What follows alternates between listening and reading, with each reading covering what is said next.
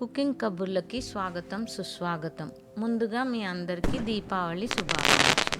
మన channel start చేసి ఈ రోజుతో సంవత్సరం అవుతుంది. మీ సహకారం లేనిది ఇంత దూరం రాగలిగే వాళ్ళం కాదు. Thank you so much for your support. మరిన్ని మంచి వీడియోస్తో మీ ముందుకు వస్తాము. మీ సపోర్ట్ ఇలాగే కంటిన్యూ చేయాలని కోరుకుంటూ మనం ఈరోజు బెల్లం రవ్వ లడ్డు ఎలా చేసుకోవాలో చూద్దాం. ముందుగా ఒక ప్యాన్ పెట్టి ఒక 10 గ్రాముల నెయ్యి వేసుకొని ఇది కాగిన తర్వాత మొత్తం ప్యాన్ స్ప్రెడ్ చేసేయండి. చేసేసి ఇక్కడ ముందుగా తుంపి పెట్టుకున్న క్యాష్యూస్ వేయండి. వేసి కొద్దిగా స్లో ఫ్లేమ్లో వేయించుకోండి. దూరగా వేగనివ్వండి. మరి మీరు కిస్మిస్లు కూడా వేసేయండి. వేసేసి ఈ రెండు కలిపి మళ్ళీ వేయించేసి దూరగా వేగినాక ఇవి తీసి గిన్నెలో పక్కన పెట్టేసుకోండి. ఇప్పుడు నేను ఇక్కడ ఒక 1/2 కిలో సూజీ రవ్వ తీసుకున్నాను. అదేనండి బొంబాయి రవ్వ తీసుకొని మీడియం ఫ్లేమ్లో వేయించుతున్నాను. మళ్ళీ ఒక 10 గ్రాముల నెయ్యి వేసాను. వేసి దీన్ని బాగా స్లో ఫ్లేమ్లో వేయించుకుంటున్నాను. ఇది 15 నిమిషాలు పట్టిందండి వేగడానికి. ఇప్పుడు అదే ప్యాన్లో ఒక 50 గ్రాముల కొబ్బరి వేసి వేయించుకోండి.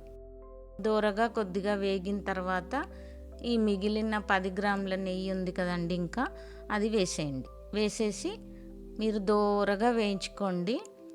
కలర్ మారుతుంది చూడండి, మీరు స్క్రీన్లో చూస్తున్నారు కదా, కలర్ కొంచెం ఆరెంజిష్గా అయ్యింది. ఇంకొద్దిసేపు వేయించేసి తీసి పక్కన పెట్టుకోండి. ఇప్పుడు మీరు ఒక 100 గ్రాముల బెల్లం తీసుకుని మీరు ఇక్కడ కొద్దిగా వాటర్ వేసుకోండి. కొంచెం 2 టేబుల్ స్పూన్ అంత వాటర్ వేసుకొని స్లో ఫ్లేమ్లో కలుపుకుంటూనే ఉండండి. బెల్లం అంతా కరిగిన తర్వాత మీరు చూస్తే ఒక సన్న తీగలాగా పాకం అవుతుంది. ఆ పాకం అయిన తర్వాత ఇప్పుడు మీరు పక్కన పెట్టేసుకున్నవన్నీ ఇందులో వేసి కలిపేయండి. మన నట్స్, కొబ్బరి, తర్వాత సూజీ ఇవన్నీ మనం పక్కన పెట్టుకున్నాం కదా వేయించి, అవి వేసి కలిపేసి మొత్తం బాగా బెల్లం, ఈ నట్స్ ఇవన్నీ బాగా కలిసిన తర్వాత కొద్దిగా ఒక 2 టేబుల్ స్పూన్ పాలు మైక్రోవేవ్లో వేడి చేసుకుని పోసానండి. ఎందుకంటే అది కొంచెం మాయిస్ట్గా ఉండి కమ్మదనం కూడా వస్తుంది మన లడ్డూకి. స్టవ్ ఆపేసి ఇది పక్కన పెట్టుకొని మనం లడ్డూ చేసుకుందామండి. ఒక గుప్పెడంతా తీసుకొని చిన్న ఉండలాగా చేసుకోండి గుండ్రగా.